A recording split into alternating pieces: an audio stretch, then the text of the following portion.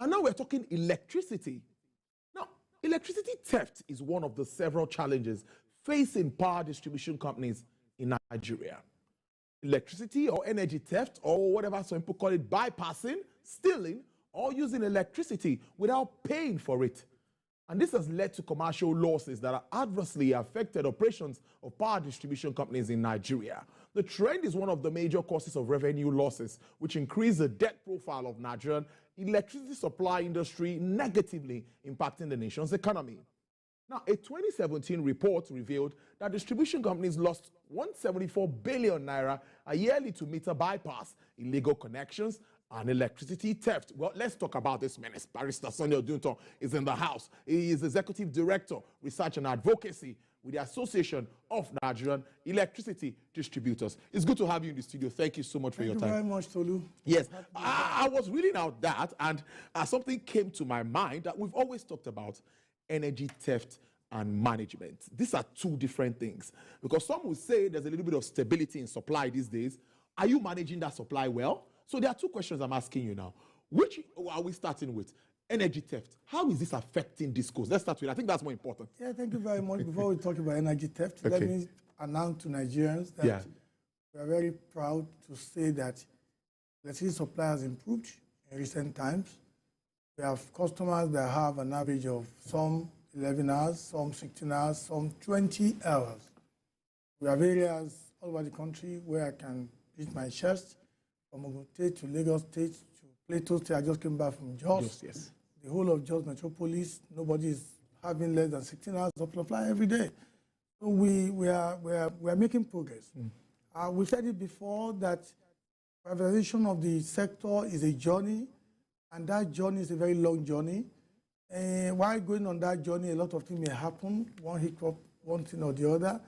But the most important thing is that we must also commend our regulator and the government for trying their best. The job is not an easy thing for them to regulate, to ensure stability in the market.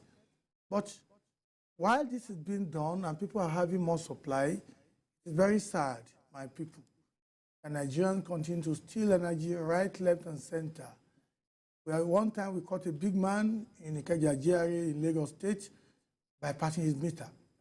A man with Bentley who cannot even vend 60,000 naira on his prepaid meter. If you find that, that is very, very embarrassing. There's an area called Rayfield GRA in Jos, Plateau State. We caught many people a while ago bypassing their meters. There's a place in Kano called Bompai. In Bompai in Kano, we found the same thing. In my own hometown in Abeokuta, there's a place called Enwang Extension, Sam Enwang Estate. Big men live there. A retired palm sec of Ogunte was caught bypassing his meter.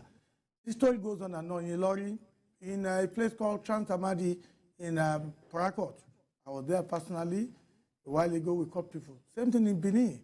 So what we're saying now is, please, let us manage our energy so that when you switch it off where you don't need it, the other people in your neighborhood will have access to that electricity.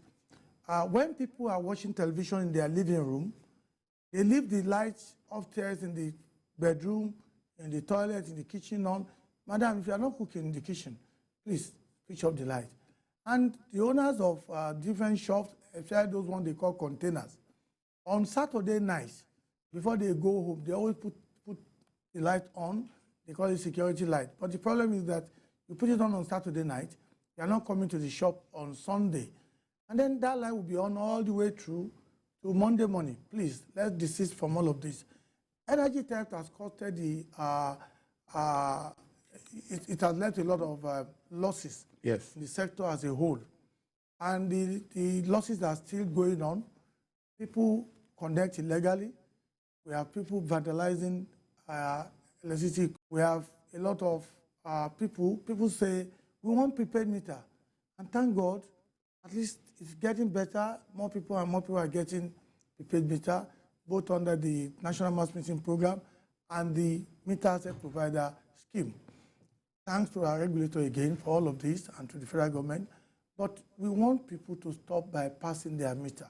It is not a good thing if we continue to connect illegally, and we see it as a game, a thing of joy, as if it's not a problem, as if it's something that we should continue to condone. So we should stop stealing energy. I know there is a oil theft. Yeah. We have crude oil theft. Crude oil theft. Yeah, but energy theft is on the increase. So the way they are clamping down on crude oil theft, we would like government and security agencies to support us as we also try to clamp down on energy theft. It's a major problem. So I'd like to follow up that when people are caught, yes, I know you're not a law enforcement agency. Yes. So what next? What do? You hand them over to the police so that maybe when they see one or two people being brought to book, people will sit tight and definitely make sure that that AC or that heater that is not connected, make sure it is connected. Well, first of all, let me talk about different scenarios that we found out recently. We found a neighbor connecting legally to his neighbor. A block of flats, they all have prepaid meters. This two-built neighbor connected all his own air conditioner to the other neighbor's flat without the neighbor knowing. So the neighbor complained to us that my meter is running too fast. My neighbors are not paying as much as I'm paying, blah, blah, blah. Later we discovered that, in fact, his next door neighbor has connected to his own meter. I want our customers to please be aware of all of that. Watch out for your neighbors so that nobody will be using your own electricity. A ridiculous one that happened somewhere. The neighbor connected to his neighbor's meter illegally and to his neighbor's generator illegally. So one day there was no light, so the neighbor put on the generator. He noticed that the load somehow was more than what he had. So he came back outside, switched off his own light, and then discovered that the neighbor's light was still on. And this neighbor then turned up the voltage, and then everything in the neighbor's flat got destroyed. We don't have to go to that extent. I think people should be more honest. When we catch people, we normally hand them over to the security agencies, the police and the civil defense authorities. In most cases, they are very helpful. In some cases, unfortunately, they seem to have a way to that they settle themselves and things get out of hand. Because when somebody had done something as wrong as that and there are no consequences, that will encourage that person to do the same thing again. So we want the security agents to continue to help us so that this thing, we can nip it in the bud, because we cannot continue to run a system where people feel that the only way to enjoy electricity is to steal the same energy. This thing comes at a huge cost, and we should allow Nigerians to enjoy more electricity. For those who may not have been having a lot of supply, we're working on it.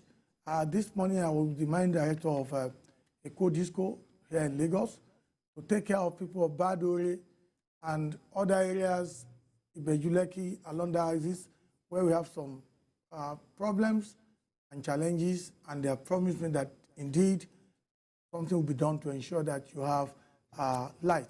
Same thing with people of Yanologbo under the IBDC. We have spoken to them, and they have promised that they will look into it. Our own business is to ensure that you all have electricity. If you have electricity and you are metered, then we can get your payment. If you get your payment, then we can reduce the debt in the sector. Same thing I call out to the ministry, department, and agencies to please continue to pay their debt so that we will have a better sector, so that the country can be better the way it is. But energy theft as an issue is a major issue, and as much as possible, we should all try to work together, collaborate with the regulator, the government, to ensure that things are well, I'm excited about the prepaid meter thing, because I see that many more are getting. And at the time, we thought the prepaid meters were solutions to energy theft and all of that. That you know what everyone is consuming, and you pay for what you use and all of that. That is on one side. Is that the situation? And on the other side, this improved power supply. What is happening? Have there been more investments and all of that into all of the infrastructural lines that we use? Yes, there are. And indeed, part of the reason for this, which is why I keep on commending our regulator, NEC, and the collaboration between us and the government seems to be working. Once there is a bottleneck somewhere and we're able to free it up, or some areas of the country where before now they were not able to pass through some areas where there are issues with land, and government was able to settle the landowners for right of way for the transmission company of Nigeria. Once the transmission can transmit from the point of generation to us, then we will be able to also distribute. And of course, we also try our best to clean up our network to ensure there is an improvement. Generally, across the board, there has been a lot of improvement. I keep saying that this privatization of the sector is a long journey, and we need to be patient. But I can say that, I mean, I was there 8 years ago on this program. I can look back and say that it is better today than it was even 3 years ago. So it will be better by next year. And I have no doubt that things will get better. We just need there to be that continuous alignment of the value chain, cooperation between or among all stakeholders. Yes, that's cooperation. I want to know. Cooperation is very important. If we have it, because I remember that time you were advocating for all of the stakeholders to come together, sit on a round table, address the issues, and not do the blame game that was on at that time. So do we have that kind of synergy now between all parties? The synergy is on now. Things are being done. I'm sure you notice that there has not been much of name calling or blame game. Yes, I see. At least for ANED, we do not believe that that's the way to go. And we are refocusing our energy towards alignment, cooperation, collaboration, and giving support to our regulators, to BPE, to the government, and ensuring that our investors and our operators have a fair deal.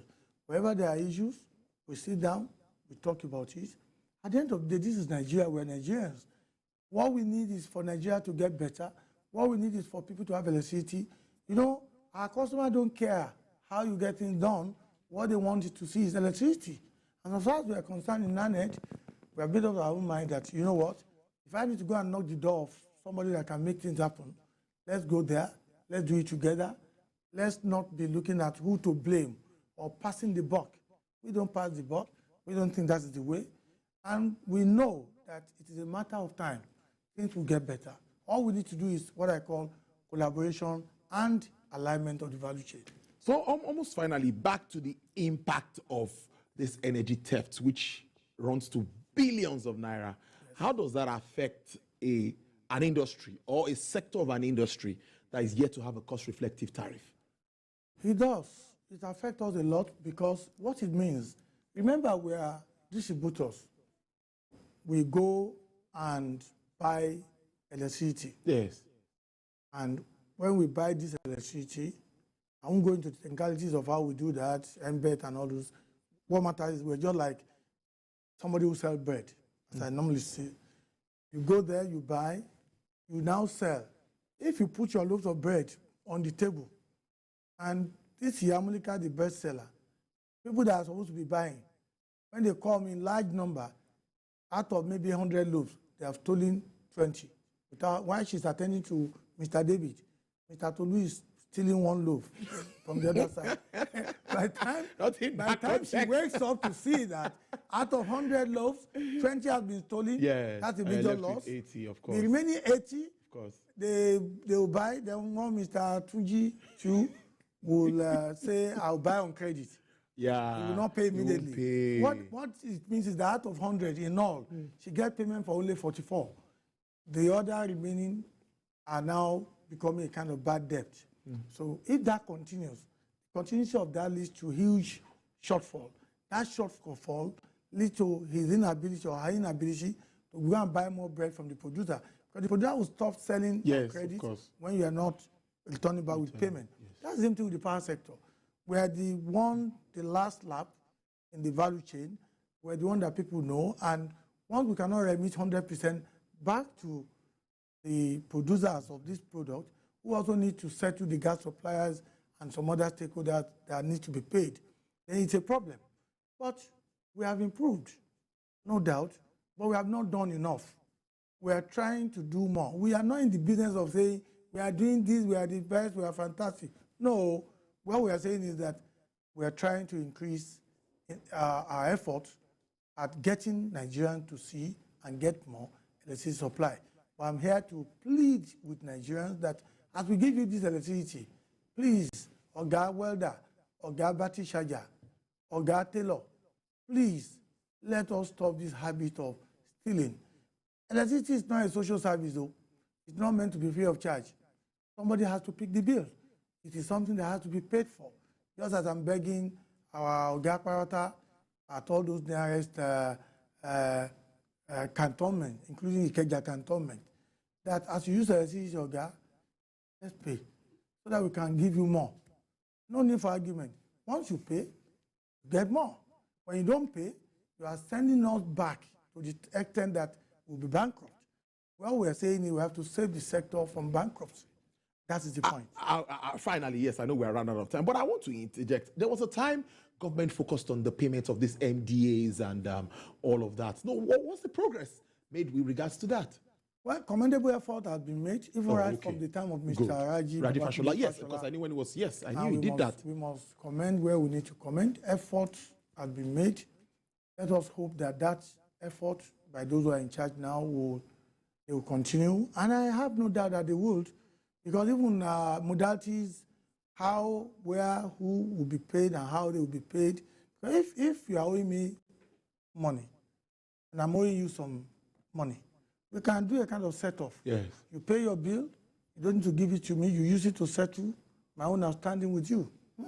No problem. Or you talk. All of us collectively, we want the system to work. And that's what matters most.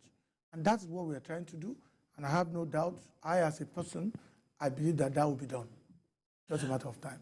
Interesting conversation as usual with you. Thank you so much, for your time live on the show today. I've been speaking to Barrister Sunday Odoto. Is the Executive Director, Research and Advocacy Association of Nigerian Electricity Distributors. He's actually the spokesperson of distribution companies across the country. Thank you so much, and do enjoy the rest of your day. Thank you very much.